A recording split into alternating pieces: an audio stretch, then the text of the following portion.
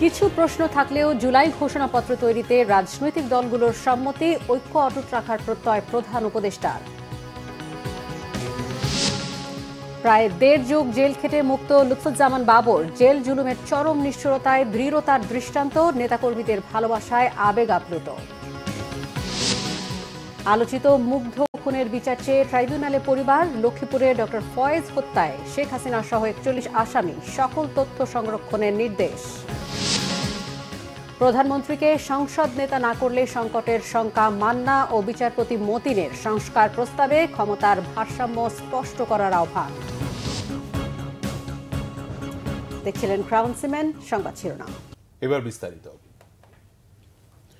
প্রধান উপদেষ্টা ডক্টর মোহাম্মদ ইউনূস বলেছেন, একতায় অন্তর্বর্তী সরকারের সৃষ্টি, একতাতেই সরকারের শক্তি। ঐক্যবদ্ধভাবে জুলাই ঘোষণাপত্র দিতে না পারলে উদ্দেশ্য ব্যাহত হবে। জুলাই ঘোষণাপত্র নিয়ে সর্বদলীয় বৈঠকে তিনি এসব কথা বলেন। আরো জানাচ্ছেন জাহাঙ্গীর আকান্ত। জুলাই ঘোষণাপত্র নিয়ে ফরেন সার্ভিস একাডেমিতে বিভিন্ন রাজনৈতিক দলের সঙ্গে বৈঠক করেন প্রধান উপদেষ্টা ডক্টর মোহাম্মদ ইউনূস। বিকেল ৪টার কিছুক্ষণ পর সর্বদলীয় এই বৈঠক শুরু হয়। যোগ দেন বিএনপির স্থায়ী কমিটির সদস্য সালাউদ্দিন আহমেদ, জামায়াতের সেক্রেটারি জেনারেল মিয়া গোলাম পরোয়ার সহ বিভিন্ন রাজনৈতিক দলের নেতারা। তবে liberal Democratic party LDP, Bangladesh labour party সহ দু একটি রাজনৈতিক দল বৈঠকে অংশ নেয়নি। যে লক্ষ্য নিয়ে, যে উদ্দেশ্য নিয়ে বৈঠকের শুরুতেই প্রধান উপদেষ্টা বলেন, সবাইকে নিয়ে ঘোষণাপত্রের সিদ্ধান্ত। ছাত্ররা শুরুতে খুশি না হলেও পরে তারা তার বাস্তবতা বুঝতে পেরেছে। যদি রিক্রিয়েট করতে হয় তাহলে এইভাবেই একত্রে করতে হবে। সেই কথা থেকেই এই আলাপ শুরু, যেভাবে একত্রে করা যাবে। আজকে আলোচনাটা একে কেন্দ্র করেই হবে। যেখানে আমরা ঐক্যবদ্ধভাবে এটা করতে পারবো না, তাহলে এটার উদ্দেশ্য ব্যাহত হলে এটার দরকারও নেই। আসলে দরকারটা হলো ওইটুকু স্মরণ করিয়ে দেবে যে আমি বললাম, আপনাদের দেখলে আমার মনে সাহস আসে, সবার মনে সাহস আসবে। সবাই যদি আমরা একত্রে যাই, সারা দেশ একেবারে চমকে উঠবে যে হ্যাঁ, আমরা তো আছি, জেগে আছি। এখন আমরা ভোতা হয়ে যাইনি, আমাদের অনুভূতি ভোতা হয়নি। এখন আমাদের অনুভূতি এখনো সে চাঙ্গা আছে। আমরা জাতি হিসেবে ঐক্যবদ্ধভাবে আছি। আমি যতদিন আছি এই একতা নিয়েই থাকবো, কাজে সেই পথেই আমাদেরকে চলতে হবে। সবাইকে ঐক্যবদ্ধ থাকার আহ্বান জানান প্রধান উপদেষ্টা। বলেন, তিনি যতদিন আছেন ঐক্যতেই থাকবেন। সরকারের জন্ম হয়েছে ঐক্যের মাঝখানে, ঐক্যর দ্বারা এটা সৃষ্টি। যখন আমরা নিজেরা নিজেরা কাজ করি, ওটা হঠাৎ দেখি একা পড়ে গেছে, আশেপাশে কেউ নাই আপনারা, তখন একটু দুর্বল মনে করি। যখন আবার সবাই একসঙ্গে হন আপনারা, আবার মনের মধ্যে সাহস আছে যে আমরা একতাবদ্ধভাবে আছি। একতাতেই আমাদের জন্ম, একতাতেই আমাদের শক্তি। যে লক্ষ্য নিয়ে, যে উদ্দেশ্য নিয়ে এই সরকার প্রতিষ্ঠিত হয়েছে, সেই সরকার রিজুবিনেটেড হয়, সবার সঙ্গে দেখলে প্রাণ সঞ্চার হয়। এর আগে গত ২৯ ডিসেম্বর জুলাই ঘোষণাপত্র প্রকাশের বিষয়টি আনুষ্ঠানিকভাবে সামনে আনে বৈষম্য বিরোধী ছাত্র আন্দোলন ও জাতীয় নাগরিক কমিটি। বছরের শেষ দিন ৩১ ডিসেম্বর ওই ঘোষণাপত্র প্রকাশের কর্মসূচিও দেয় তারা। পরে সর্বদলীয় বৈঠকের মাধ্যমে জাতীয় ঐক্যমতের ভিত্তিতে জুলাই ঘোষণাপত্র তৈরির ঘোষণা দেয় সরকার। একতাতেই আমাদের জন্ম। জাহাঙ্গীর আকান্ত, বাংলা ভিশন, ঢাকা। সবার সাথে আরও আলোচনা করে জুলাই ঘোষণাপত্র তৈরিতে একমত রাজনৈতিক দলগুলো। এ নিয়ে কোনো দূরত্ব তৈরি হয়নি বলেছেন আইন উপদেষ্টা ডক্টর আসিফ নজরুল। কেউ যেন ঐক্যে ফাটল ধরাতে না পারে সেদিকে সজাগ থাকার কথা বলেছেন বিএনপির স্থায়ী কমিটির সদস্য সালাউদ্দিন আহমেদ। এদিকে ধীর স্থিরভাবে ঘোষণাপত্র তৈরির আহ্বান জানিয়েছেন জামায়াতের সেক্রেটারি জেনারেল মিয়া মোহাম্মদ গোলাম পরোয়ার। জুলাই ঘোষণাপত্র নিয়ে সর্বদলীয় বৈঠক শেষে তারা এসব কথা বলেন। এটা নিয়ে ফার্দার বিভিন্ন রকম আলোচনা হতে পারে, কমিটি হতে পারে, দ্বিপাক্ষিক আলোচনা হতে পারে।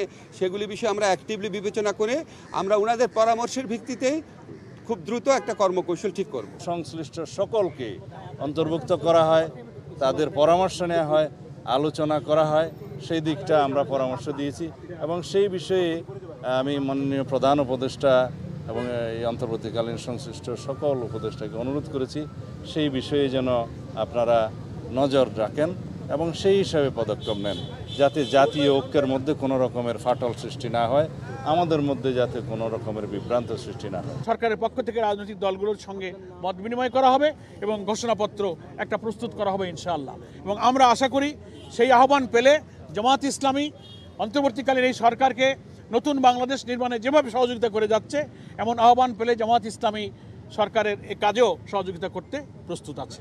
একপাক্ষিকভাবে যদি ঘোষণাপত্র তৈরি করা হয়, একপাক্ষিক ইতিহাস লিখিত হয়, তাহলে কিন্তু ওই শেখ মুজিবের ইতিহাস, আওয়ামী লীগের ইতিহাস যেমনিভাবে জনগণ ছুঁড়ে ফেলেছে, ঠিক একইভাবে এই 24-এর গণঅভ্যুত্থানের একপাক্ষিক ইতিহাস জনগণ ছুঁড়ে ফেলবে।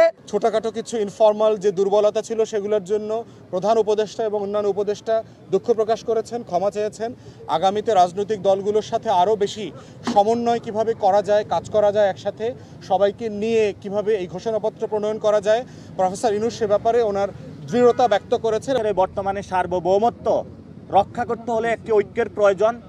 সেই ঐক্যের জায়গাতে আমরা সর্বোচ্চ ছাড় দিয়ে সবাইকে গণতান্ত্রিক একটি প্রক্রিয়া যাত্রার জন্য ধৈর্য ধারণ করছি। কিন্তু আমরা আমাদের এই ধৈর্যকে কেউ সুযোগ বা যদি অপচেষ্টা করার লিপ্ত হয়, আমরা মনে করি তাদেরও আগামীতে ফেসিবাদী ব্যবস্থার যে লড়াই রয়েছে সেখানে তারা ক্ষতিগ্রস্ত হবে। সব মামলায় খালাস পাওয়ায় 17 বছর পর কারামুক্ত হলেন সাবেক স্বরাষ্ট্র প্রতিমন্ত্রী লুৎফুজ্জামান বাবর। দুপুর 2টার পর মুক্তি পেয়ে কারাগার থেকে বের হয়ে এলে নেতাকর্মীদের ভালোবাসায় সিক্ত হন তিনি। এরপর শহীদ প্রেসিডেন্ট জিয়াউর রহমানের মাজারে গিয়ে শ্রদ্ধা জানান কারামুক্ত লুৎফুজ্জামান বাবর। এ সময় বিএনপির স্থায়ী কমিটির সদস্য নজরুল ইসলাম খান বলেন, বিএনপি নেতাদের নামে মিথ্যা মামলা দিয়ে স্বৈরাচার শেখ হাসিনা দেশকে রাজনীতি শূন্য করতে চেয়েছিল। আরো জানাচ্ছেন দীপন দেওয়ান। দুপুর 2টা কেরানীগঞ্জ কেন্দ্রীয় কারাগারের প্রধান ফটক খুলে যায়। হাত নাড়তে নাড়তে গাড়িতে চড়ে কারাগার থেকে বেরিয়ে আসেন সাবেক স্বরাষ্ট্র প্রতিমন্ত্রী লুৎফুজ্জামান বাবর। কারারক্ষীরাও এ সময় বাবরের ভক্তদের সামলাতে হিমশিম খান। সবাই ব্যারিকেড ভেদ করে ঢুকে পড়েন কারাগারের ভেতরে। নেত্রকোনা 4 আসনের নেতাকর্মীদের ভালোবাসায় সিক্ত লুৎফুজ্জামান বাবর। কেউ ফুল দিয়ে জানান শুভেচ্ছা, আবার কেউ একবার ছুঁয়ে দেখার জন্য ভিড় ঠেলে সামনে এগিয়ে যান। নেতাকর্মীদের ভালোবাসায় আবেগ আপ্লুত বাবর এগিয়ে যান সামনের দিকে।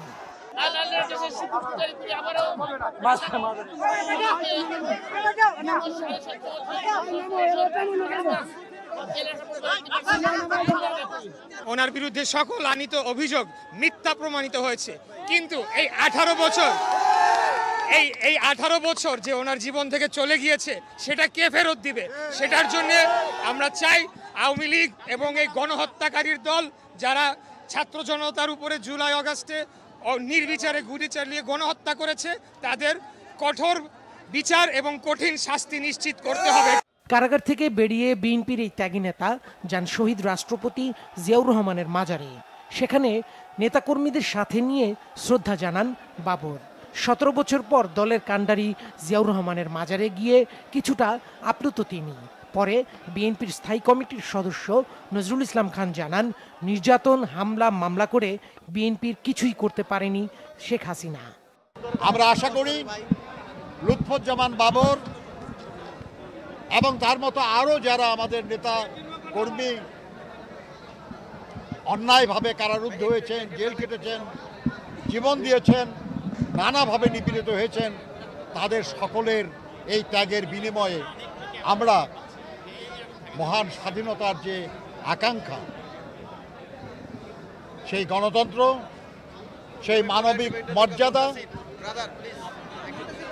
সেই সাম্য, সেই সবার জন্য উন্নয়ন, এটা আমরা অর্জন করতে সক্ষম হব। 2007 সালের 28 মে আটক হন লুৎফুজ্জামান বাবর। এরপর বিভিন্ন মামলায় তার দণ্ড হয়। এর মধ্যে 2টি মামলায় তাকে মৃত্যুদণ্ডাদেশ দেওয়া হয় এবং একটিতে দেয়া হয় যাবজ্জীবন কারাদণ্ড। দীপন দেওয়ান, বাংলা ভিশন, ঢাকা। বৈষম্য বিরোধী ছাত্র আন্দোলনে উত্তরার আজমপুরে শিক্ষার্থী মুগ্ধ হত্যাকাণ্ডের ঘটনায় ট্রাইব্যুনালে অভিযোগ দায়ের করেছে তার পরিবার। এদিকে জুলাই আগস্টের সকল তথ্য আলাদাভাবে সংরক্ষণ করতে এনটিএমসি ও বিটিআরসিকে নির্দেশ দিয়েছেন ট্রাইব্যুনাল। নাবিল জাহাঙ্গীরের রিপোর্টে বিস্তারিত। শেখ হাসিনার বিরুদ্ধে ছাত্র জনতার আন্দোলন যখন তুঙ্গে, তখন উত্তরার আজমপুরে পিপাসার্ত বিক্ষোভকারীদের মাঝে পানি বিলান মুগ্ধ। টিয়ার গ্যাসের ঝাঁজে চোখ মেলে তাকানো দায়, এর মধ্যে অন্যের তৃষ্ণা মিটাচ্ছিলেন মীর মুগ্ধ। 18 জুলাই আচমকা পুলিশের গুলিতে মাটিতে লুটিয়ে পড়ে সে। হাসপাতালে নেওয়া হলেও বাঁচানো যায়নি তাকে। মুগ্ধের মৃত্যু শেখ হাসিনা বিরোধী আন্দোলনে নতুন গতি আনে। বৃহস্পতিবার দুপুরে আন্তর্জাতিক অপরাধ ট্রাইব্যুনালে অভিযোগ দায়ের করেন মুগ্ধের দুই ভাই। জানান পুলিশের গুলিতেই নিহত হয়েছিলেন মুগ্ধ। বিভিন্ন ফুটেজ সংগ্রহ করে তদন্ত সংস্থার কাছে জমা দেওয়া হয়েছে। আমরা কোনো নাম না দিয়ে আমরা অভিযোগ দায়ের করে গিয়েছি, তারা সেটি নিয়ে তদন্ত করবে এবং তদন্ত সাপেক্ষে প্রমাণাদি সহ যে নামগুলো আসবে প্রকৃতভাবে যে আসলে করেছে একজন একজন করে ক্রোনোলজিক্যাল অর্ডারে। এদিকে 2013 সালে লক্ষ্মীপুর জেলা জামায়াতের নায়েবে আমির ডাক্তার ফয়েজ আহমেদকে হত্যার ঘটনায় শেখ হাসিনা সহ 41 জনের বিরুদ্ধে ট্রাইব্যুনালে অভিযোগ জমা দিয়েছে তার পরিবার। শুধুমাত্র একটি ভিন্ন রাজনৈতিক দলের একজন উচ্চ পর্যায়ের নেতা হওয়ার কারণে তাকে নৃশংসভাবে নিজ বাসায় ছাদে নিয়ে দীর্ঘ প্রায় 2 ঘন্টা শারীরিক অত্যাচার করার পরে পায়ে গুলি করে হাত বেঁধে ছাদ থেকে ফেলে দিয়ে হত্যা করা হয় এবং হত্যা নিশ্চিত করার জন্য তাকে নিচেও অনেক মাথায় আঘাত করা হয়। আন্তর্জাতিক অপরাধ ট্রাইব্যুনালের চিফ প্রসিকিউটর সাংবাদিকদের জানিয়েছেন, জুলাই আগস্টের সকল তথ্য সংরক্ষণের নির্দেশ দিয়েছে ট্রাইব্যুনাল। জুলাই আগস্টের এই অভ্যুত্থান চলাকালীন সময়ে যে সমস্ত ঘটনাবলীর বিবরণ যেগুলো আমাদের এনটিএমসি এবং বিটিআরসির কাছে সংরক্ষিত আছে, যত ডাটা, এই সব ডাটা, এটা আপনারা জানেন যে একটা নির্দিষ্ট সময়ের পরে পরে অটোমেটিক্যালি ডিলিটেড হয়ে যায়। তো আদালত তাদেরকে নির্দেশ দিয়েছেন এই ডাটাগুলোকে আলাদাভাবে যেন প্রিজার্ভ করা হয়। এছাড়া অসত্য তথ্য দেওয়ার অভিযোগে 20 জানুয়ারি একটি পত্রিকার একজন প্রতিবেদককে হাজির হওয়ার নির্দেশ দিয়েছে ট্রাইব্যুনাল। নাবিল জাহাঙ্গীর, বাংলা ভিশন, ঢাকা। সংবিধান সংস্কার কমিশনের সুপারিশ সার্বিকভাবে ভালো বলেই মনে করেন বিচারপতি এম এ মতিন ও রাজনীতিবিদ মাহমুদুর রহমান মান্না। তবে রাষ্ট্রপতি ও প্রধানমন্ত্রীর ক্ষমতার ভারসাম্যের ধারণাটি আরও পরিষ্কার করার কথা বলেছেন তারা। প্রধানমন্ত্রীর একই সাথে সংসদ নেতা বা দলের প্রধান না থাকার সুপারিশ সংসদীয় রাজনীতিতে নতুন সংকট তৈরি করতে পারে বলে আশঙ্কা তাদের। আর সংসদ সদস্য হবার সর্বনিম্ন বয়সসীমা 21 বছর করার সুপারিশকেও নেতিবাচক হিসেবে দেখছেন। আহমেদ সরারের রিপোর্ট। গত 15 বছরে গণতন্ত্রে যে ফ্যাসিজম কায়েম হয়েছে, ভবিষ্যতে যাতে আর তেমন রাজনৈতিক পরিস্থিতির তৈরি না হয় সে লক্ষ্যে ডক্টর আলী রিয়াজের নেতৃত্বে গঠিত সংবিধান সংশোধন কমিটি বুধবার প্রধান উপদেষ্টার কাছে সংস্কারের সুপারিশ সহ প্রতিবেদন জমা দেয়। ছোট বড় 150টির মতো সুপারিশ করা হয় কমিটির পক্ষ থেকে। রাজনৈতিক দলগুলোর সাথে আলাপ আলোচনার মধ্য দিয়ে চূড়ান্ত হবে সংস্কারের বিষয়টি। আই ওয়েলকাম ইট, কিন্তু এগুলি আরও বিশ্লেষণ করতে হবে, আরও এটাকে শিফটিং বলে আর কি, এটা ভালোগুলি নিতে হবে, যেগুলি রিডান্ডেন্ট এগুলো বাদ দিতে হবে। এটা করবে যে যারা পলিটিক্যাল পার্টিটা করবে, যারা আরও জ্ঞানী গুণী আছে তারা। মানে ধরা যাক এক একটা দল যতগুলো করে প্রস্তাব দিক, যে কোনো একটা ইস্যু, সেটা ইলেকশন হোক, কনস্টিটিউশন হোক, বা এইটাতে কতগুলো কমন আছে সবার মধ্যে বের করে that is the national consensus. আমি তো মনে করি এটা কোনো সমস্যা হবে না। অনেক জিনিস ভালো আসে, যেমন বলছে যে 40%-এর নিচে ভোট দিলে এটাকে আবার রি-ইলেকশন হতে হবে। গুড থিং, তো গুড থিং হচ্ছে, কিন্তু ওই যে এটা এক্সপেন্ডিচার আছে আমাদের, ওইটাও দেখতে হবে যে আপনি কতবার ইলেকশন করবেন, তাই না? আর 40% কি সব দেশে হয়? সব দেশে কি হচ্ছে না? কারণ আমেরিকার মতো দেশে আপনার 39% পাইয়া ক্লিনটন পাস করছে। এই কনস্টিটিউশন নিয়ে যে কীরকম বিতর্ক হতে পারে, যদি আমরা সেই বিতর্ক ওপেন করি সেটাতে বোঝা যাবে। এটা প্র্যাকটিসে না আসলে বোঝা যায় না। প্রধানমন্ত্রী ও রাষ্ট্রপতির ক্ষমতার ভারসাম্যের যে কথা বলা হয়েছে তার যৌক্তিকতা ব্যাখ্যা করা উচিত বলে মনে করেন তারা। ভারসাম্য থাকতে হবে, তো এমন ভারসাম্য নয় যেটা আবার ডেডলক হয়ে যায়। পার্লামেন্টারি ইলেকশন হতে হলে ওইটা একটু পাল্লাটা ওইদিকে বেশি থাকতেই হবে, প্রাইম মিনিস্টারের পক্ষে থাকতে হবে আর কি। তবে হ্যাঁ, তাকে ওই জবাবদিহিটার আইনটা করতে হবে। আমাদের কনস্টিটিউশনে একটা জিনিস করা হয়েছে যে উনি প্রধানমন্ত্রীর পরামর্শ ব্যতিরিক্ত কিছুই করতে পারেন না। এরকম কিছু কিছু জায়গা হয়তো তাকে ফ্রি করে দেওয়া উচিত। এই ক্ষমতার ভারসাম্য প্রধানমন্ত্রী আর প্রেসিডেন্টের মধ্যে আনা, এটা পার্লামেন্টারি সিস্টেমের গণতন্ত্রে হয় না। যে লিডার অফ দি হাউস হয় সেই প্রাইম মিনিস্টার হয়, এই তো। এটা না হলে এমন একজনকে আপনি আনেন যার কথা কেউ শুনবে না, who has no command over the party সে তো আসল কাজ করতে পারবে না। সুতরাং এই জন্যে দুইজন এটা ঠিক হবে না, এটা তাকে তার দলের কর্তৃত্ব দিতেই হবে। নিশ্চিতভাবে এটা প্যারালিজম তৈরি করবে আমাদের দেশে বা আমাদের মতো দেশগুলোতে। যিনি সংসদ নেতা তিনি প্রধানমন্ত্রী, এটা একটা ট্র্যাডিশন। ভাঙতে চাইলে যে ডাইকোটমিটা হবে দুজনের মধ্যে কে প্রধান কি তার পাওয়ার অ্যান্ড ফাংশন নিয়ে তখন এইরকম কথাবার্তা হবে, এইটা আমি এখন বুঝতে পারছি না এটা ভালো হবে নাকি। তবে নিম্নকক্ষে ছাত্রদের 10 ভাগ কোটা রাখা এবং নির্বাচনের প্রতিদ্বন্দ্বিতার বয়স কমিয়ে 21 বছর করাটা ভালো কিছু হবে না বলে ধারণা তাদের। কোনোরকম কোটা আমরা ঠিক করবো না, অ্যাপ্রিসিয়েট করবো না। তাকে পড়াশোনা করতে দিন, অন্তত 25 পর্যন্ত পড়তে তৈরি হোক। Let him be prepared for leadership. এর আগে হবে কেন, তাই না? ফুল গ্রোন না হতেই তাকে যদি কাজে লাগাই, এটা তার প্রতিও বিচার হবে আর আমাদের প্রতিও বিচার হবে। প্রফেসর ইউনূসের খুব তরুণদের প্রতি প্রীতি প্রথম থেকে দেখাচ্ছেন, এটা তার একটা প্রমাণ। এবং এই জিনিসটা দেখাতে গিয়ে যেটা তিনি ল্যাক করেছেন, আমি মনে করি যে তার গ্যাপ হয়েছে, সেটা এই তরুণদের যে আবার শিক্ষার দরকার আছে সেটা বলছেন না। 21 বছর বয়সে যে ছাত্রটি আন্দোলন করে মোটামুটি একজন নেতা হয়েছে, সে হয়তো তার অনার্স কমপ্লিটই করছে না, আর সে তার মাস্টার্স করার চিন্তাই করছে না, সে হয়তো তার চেয়ে নেতা হয়ে আরও ভালো জায়গায় চলে গেছে। এইটা কোনো ভালো লক্ষণ না। তবে দুজনই একমত, সুপারিশ যাই করা হোক আর যেটি গ্রহণ করা হোক, দীর্ঘমেয়াদী চর্চার মধ্য দিয়েই প্রচলিত রাজনৈতিক সংস্কৃতি পরিবর্তন করতে হবে। এটা গুড ভেঞ্চার, এটা আমরা ওয়েলকাম করি। কখনো থিওরি ইজ মোর ইম্পর্টেন্ট, আর কখনো আবার প্র্যাকটিসটা more important. Ahmed Sarwar, Bangla vision, Dhaka. এদিকে বুধবার মতিঝিলে ক্ষুদ্র নৃগোষ্ঠীর শিক্ষার্থীদের শান্তিপূর্ণ সমাবেশে হামলার নিন্দা জানিয়েছে অন্তর্বর্তী সরকার। বৃহস্পতিবার প্রধান উপদেষ্টার কার্যালয় থেকে এক সংবাদ বিজ্ঞপ্তিতে ক্ষুদ্র নৃগোষ্ঠীর শিক্ষার্থীদের উপর হামলার বিষয়ে সরকারের অবস্থান পরিষ্কার করা হয়। জানানো হয়, এমন সহিংসতার বিষয়ে কোনো ছাড় দেয়া হবে না। হামলায় জড়িত দুজনকে এরই মধ্যে আটকের কথাও জানানো হয় সংবাদ বিজ্ঞপ্তিতে। এছাড়া হামলার ঘটনার সুষ্ঠু তদন্ত করা হচ্ছে এবং জড়িত অন্যান্যদের চিহ্নিত করা হয়েছে বলেও জানানো হয়। এই ন্যাক্কারজনক ঘটনায় ন্যায় বিচার নিশ্চিত করবে সরকার। সরকারের পক্ষ থেকে জানানো হয়, সম্প্রীতি, শান্তি ও আইন শৃঙ্খলা বিনষ্ট হয় এমন কোনো মব ভায়োলেন্সের স্থান নেই।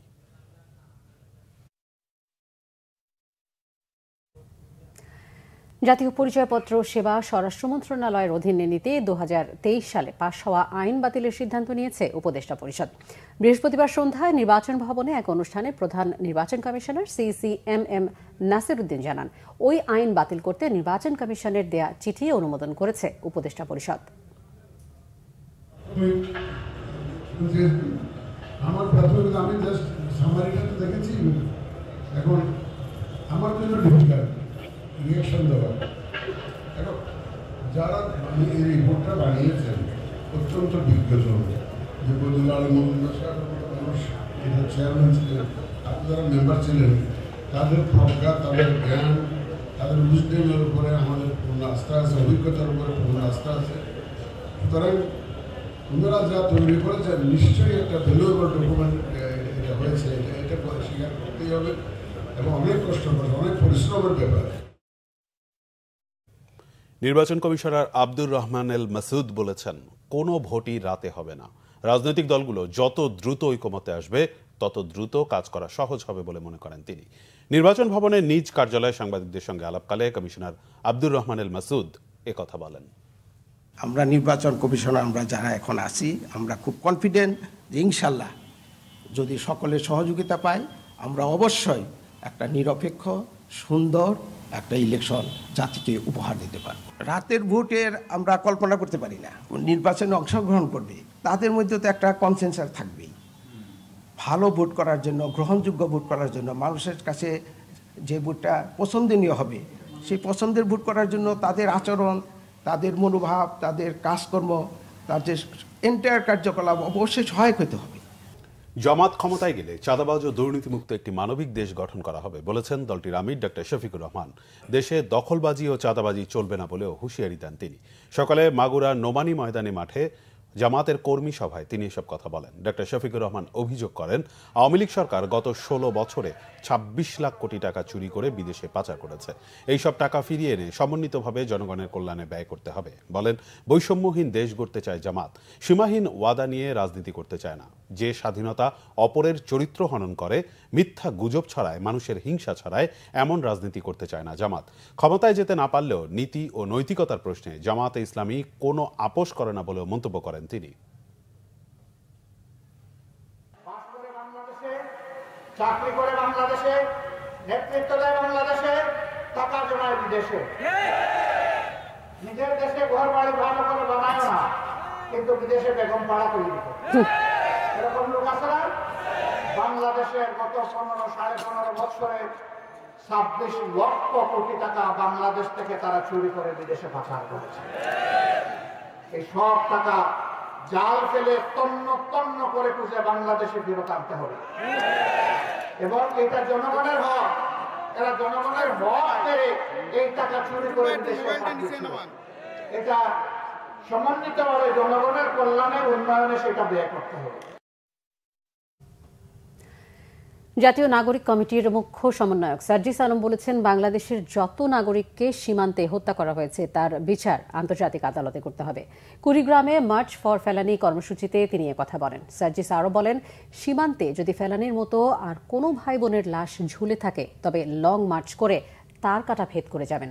জানান, নতুন বাংলাদেশে ছাত্র জনতা নতজানু পররাষ্ট্রনীতি মেনে নেবে না।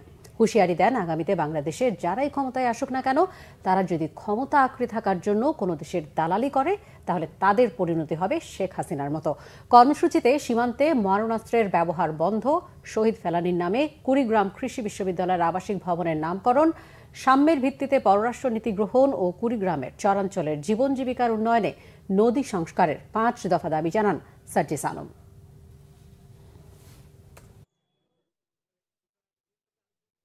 আমরা আর বাংলাদেশের সীমান্তে কোন লাশ দেখতে চাই না।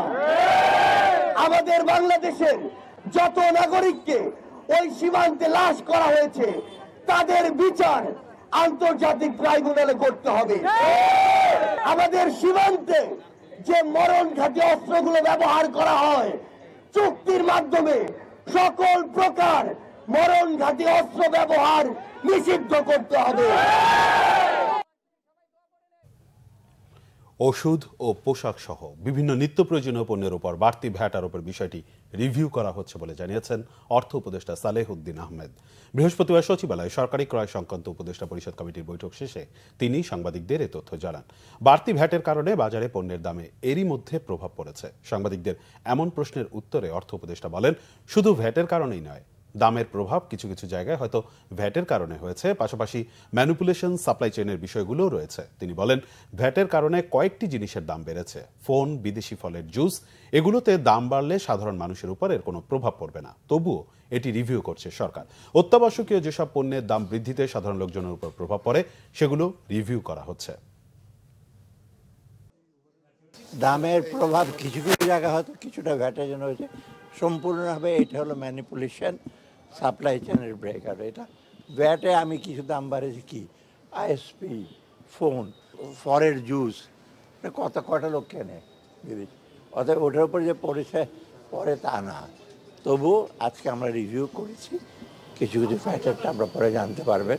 তাদের আসবে কয়েকটা জিনিস অত্যাবশ্যক না, কিছু কিছু রেস্টুরেন্টের উপর আমরা বলেছি। তারপরে ওষুধের ব্যাপারে, তারপরে আপনার আরো কয়েকটা ওরা দেখতে পারেন মোটামুটি 700। সাবেক স্বৈরাচারী প্রধানমন্ত্রী শেখ হাসিনা ভারতে কোন স্ট্যাটাসে আছেন তা অন্তর্বর্তী সরকার জানে না বলে জানিয়েছেন পররাষ্ট্র মন্ত্রণালয়ের মুখপাত্র রফিকুল আলম। মন্ত্রণালয়ের সাপ্তাহিক ব্রিফিংয়ে এ কথা জানান তিনি। শেখ হাসিনাকে ভারত সরকার নাগরিকত্ব দিয়েছে কিনা তা সরকার জানে না। তিনি কিভাবে ভারতে অবস্থান করছেন তা সে দেশের সরকার জানে বলে মন্তব্য করেন রফিকুল আলম। বলেন, ভারতের সাথে বাংলাদেশের সম্পাদিত চুক্তিগুলো বিভিন্ন মন্ত্রণালয় ও সংস্থা করেছে। ওইসব মন্ত্রণালয় ও সংস্থা চাইলে চুক্তিগুলো পর্যালোচনা করতে পারে। আগামী 20 জানুয়ারি মার্কিন প্রেসিডেন্ট ডোনাল্ড ট্রাম্পের শপথ অনুষ্ঠানে দেশটিতে নিযুক্ত বাংলাদেশের রাষ্ট্রদূত অংশ নেবেন বলে জানান রফিকুল আলম। তিনি জানান, সুইজারল্যান্ডের দাভোসে ওয়ার্ল্ড ইকোনমিক ফোরামের সম্মেলনে যোগ দিতে আগামী 21 থেকে 24 জানুয়ারি দেশটি সফর করবেন প্রধান উপদেষ্টা ডক্টর মোহাম্মদ ইউনূস। আরও কিছু খবর নিয়ে এবারে রয়েছে desk report. BNP chairperson Begum Khaleda জিয়ার সুস্থতা কামনায় দোয়া মাহফিল করেছে 25 নম্বর ওয়ার্ড বিএনপি পরিবার। সন্ধ্যায় নাখালপাড়া রেলগেটে এতে প্রধান অতিথি ছিলেন ঢাকা মহানগর উত্তর বিএনপির সাবেক আহ্বায়ক সাইফুল আলম নীরব। সঞ্চালনায় ছিলেন 25 নম্বর ওয়ার্ড বিএনপির সাবেক সভাপতি মুজাহিদুর রহমান। আর কখনো কোনো স্বৈরাচারকে এদেশে জনগণ মেনে নেবে না বলেছেন বিএনপির কেন্দ্রীয় ক্রীড়া বিষয়ক সম্পাদক ও ঢাকা মহানগর উত্তর বিএনপির সদস্য সচিব আমিনুল হক। বিকালে নরসিংদীর মনোহরদীতে আরাফাত রহমান কোকো স্মৃতি গোল্ড কাপ ফুটবল টুর্নামেন্ট 2025-এর উদ্বোধন অনুষ্ঠানে প্রধান অতিথির বক্তব্যে তিনি কথা বলেন। সাভারের 7 নম্বর ওয়ার্ডের আইচানন্দা এলাকায় 8 শতাধিক শীতার্তের মাঝে কম্বল বিতরণ করেছে একটি বেসরকারি সংগঠন। স্থানীয় সরকার বিভাগের যুগ্ম সচিব AKM হাফিজুল্লাহ খান লিটনের সভাপতিত্বে অনুষ্ঠানে প্রধান অতিথি ছিলেন সাবেক সংসদ সদস্য বিএনপি নেতা ডাক্তার দেওয়ান মোহাম্মদ সালাউদ্দিন বাবু। সুবিধাবঞ্চিত 30 শিশুর আকাশ ভ্রমণের স্বপ্ন পূরণ করল বেসরকারি বিমান সংস্থা নভো এয়ার। জাগো ফাউন্ডেশন পরিচালিত স্কুল থেকে তাদের কক্সবাজার সমুদ্র সৈকত ও বিমান বাহিনীর ঘাঁটি সহ সেখানকার দর্শনীয় স্থান ঘুরে দেখানো হয়। নভো এয়ারের 12 বছর পূর্তি উপলক্ষে ড্রিম ফ্লাইট কর্মসূচির আয়োজন করা হয়। নভো এয়ারের ব্যবস্থাপনা পরিচালক মফিজুর রহমান বলেন, সামাজিক দায়বদ্ধতার অংশ হিসেবে সুবিধাবঞ্চিত শিশুদের স্বপ্ন পূরণে উদ্যোগ নেওয়া হয়েছে। এমন কর্মসূচি আগামীতেও অব্যাহত থাকবে। একই দিন কক্সবাজার সমুদ্র সৈকতে বিচ ক্লিনিং কর্মসূচি পালন করা হয়। উদযাপন হলো international university of business agriculture and technology IUBAT এর 34তম প্রতিষ্ঠাবার্ষিকী। উত্তরার নিজস্ব ক্যাম্পাসে অনুষ্ঠানের উদ্বোধন করেন বিশ্ববিদ্যালয়ের উপাচার্য অধ্যাপক ডক্টর আব্দুর রব। এ উপলক্ষে IUBAT এর প্রতিষ্ঠাতা অধ্যাপক ডক্টর M আলিমুল্লাহ মিয়ানের সমাধিতে শ্রদ্ধা জানানো হয়। বিশ্ববিদ্যালয়ের উন্মুক্ত অডিটোরিয়ামে সকল ডিপার্টমেন্টের অংশগ্রহণে প্রতিষ্ঠাবার্ষিকীর কেক কাটা হয়। উপস্থিত ছিলেন উপাচার্য অধ্যাপক ডক্টর আব্দুর রব, উপ উপাচার্য অধ্যাপক ডক্টর মোহাম্মদ মাহমুদুর রহমান, রেজিস্ট্রার অধ্যাপক ডক্টর মোহাম্মদ মুমতাজুর রহমান ও পরীক্ষা নিয়ন্ত্রক অবসরপ্রাপ্ত brigadier general doctor Mohammad Zahid Hossain সহ বিভিন্ন বিভাগের চেয়ার, কোঅর্ডিনেটর, শিক্ষক ও কর্মকর্তারা। ঢাকায় অনুষ্ঠিত হয়ে গেল অস্ট্রেলিয়ান এডুকেশন এক্সপো 2025। বাংলাদেশ থেকে অস্ট্রেলিয়ায় পড়তে ইচ্ছুক শিক্ষার্থীদের জন্য এ মেলার আয়োজন করে স্টুডেন্ট কনসালটেন্সি প্রতিষ্ঠান লুমোস গ্লোবাল। প্রতিষ্ঠানের বনানী অফিসে অনুষ্ঠানে অংশ নেয় শখানেক শিক্ষার্থী। উপস্থিত ছিলেন অস্ট্রেলিয়ার 20টির বেশি বিশ্ববিদ্যালয়ের প্রতিনিধিরা। আমেরিকান ইন্টারন্যাশনাল ইউনিভার্সিটি বাংলাদেশ AIUBর অর্থনীতি বিভাগের উদ্যোগে ইকোফেস্ট 2025 অনুষ্ঠিত হয়েছে। এতে 20টি স্কুল ও কলেজের 200 শিক্ষার্থী এবং AIUBর 350 শিক্ষার্থী পোস্টার প্রেজেন্টেশন, কুইজ প্রতিযোগিতা, বিতর্ক ও উপস্থিত বক্তৃতায় অংশ নেন। অনুষ্ঠানে প্রধান অতিথি ছিলেন AIUBর pro vice chancellor doctor Abdur Rahman. সমাপনী অনুষ্ঠানে প্রধান অতিথি ছিলেন সিপিডির নির্বাহী পরিচালক ডক্টর ফাহমিদা খাতুন। সামাজিক অর্থনৈতিক বৈষম্য দূর করার মাধ্যমে একটি উজ্জ্বল ও টেকসই ভবিষ্যৎ গড়ার গুরুত্ব তুলে ধরেন তিনি। জমিয়তে উলামায়ে ইসলাম বাংলাদেশ নওগাঁ জেলার কাউন্সিল অনুষ্ঠিত হয়েছে। প্রধান অতিথি ছিলেন জমিয়ত মহাসচিব মাওলানা মঞ্জুরুল ইসলাম আফেন্দি। দুপুরে শহরের ইসলামী ব্যাংক কনফারেন্স হলে এতে সভাপতিত্ব করেন নওগাঁ জেলা জমিয়তের আহ্বায়ক মাওলানা মুফতি রাশেদ ইলিয়াস। প্রধান আলোচক ছিলেন বিশিষ্ট আলেমে দ্বীন ও শাইখুল হাদিস হযরত মাওলানা আব্দুল্লাহ মাসরুর আকুনি। ঢাকা মহানগর দক্ষিণ ধানমন্ডি থানা স্বেচ্ছাসেবক দলের কর্মী সভা অনুষ্ঠিত হয়েছে। এতে প্রধান অতিথি ছিলেন সংগঠনের সভাপতি AA জহিরুদ্দিন তুহিন। প্রধান বক্তা ছিলেন সংগঠনের সাধারণ সম্পাদক সাদ মোর্শেদ পাপ্পা শিকদার। বিশেষ অতিথি ছিলেন ঢাকা মহানগর দক্ষিণ স্বেচ্ছাসেবক দলের সিনিয়র সহসভাপতি SM সায়েম ও সাংগঠনিক সম্পাদক ওমর ফারুক। কর্মী সভায় সভাপতিত্ব করেন ধানমন্ডি থানা স্বেচ্ছাসেবক দলের আহ্বায়ক এরশাদ আহমেদ চৌধুরী সজীব। উপস্থিত ছিলেন ধানমন্ডি থানা স্বেচ্ছাসেবক দলের যুগ্ম আহ্বায়ক ইয়াসমিন আরা ইতি। আশা শিক্ষা কর্মসূচির সুপারভাইজারদের নিয়ে বার্ষিক কর্মশালা হয়েছে সিলেটে। নগরীর চৌকি দেখিতে আশা ভবনে সকালে এ কর্মশালা শুরু হয়। প্রধান অতিথি ছিলেন আশার president Ariful Haque Chowdhury. Bangla vision news desk. সংবাদ শেষ করব, তবে যাবার আগে ক্রাউন সিমের শিরোনামগুলো জানিয়ে দেব আরেকবার।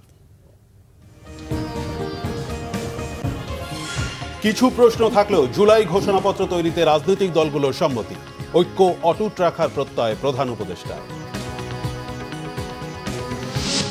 প্রায় 1.5 যুগ জেল খেটে মুক্ত লুৎফুজ্জামান বাবর, জেল জুলুমের চরম নিষ্ঠুরতায় দৃঢ়তার দৃষ্টান্ত, নেতাকর্মীদের ভালোবাসা আবেগ আপ্লুত। আলোচিত মুগ্ধ খুনের বিচার চেয়ে ট্রাইব্যুনালে পরিবার। লক্ষ্মীপুরে ডক্টর ফয়েজ হত্যায় শেখ হাসিনা সহ ৪১ আসামি, সকল তথ্য সংরক্ষণের নির্দেশ।